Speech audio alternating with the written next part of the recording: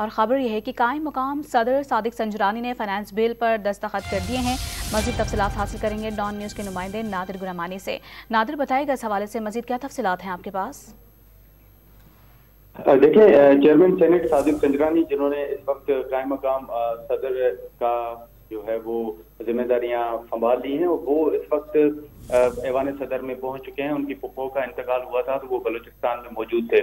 اس وقت قائم مقام صدر صادق سنجرانی نے فائنانس بل پر دستخط کر دی اور قائم مقام صدر صادق سنجرانی نے فائنانس بل 2023-24 کی پر دستخط کرتے ہوئے اس کی منظوری دے دی ہے۔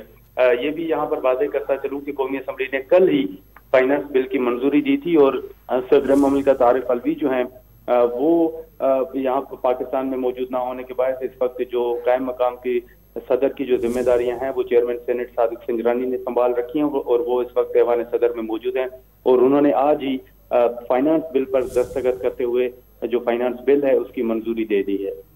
صحیح، قائم مقام صدر کے دستخط کرتے ہی بل ایکٹ آف پارلیمنٹ بھی بن گیا ہے۔ تفصیلات بتا رہے تھے نادر گرامانی، شکریہ آپ کا۔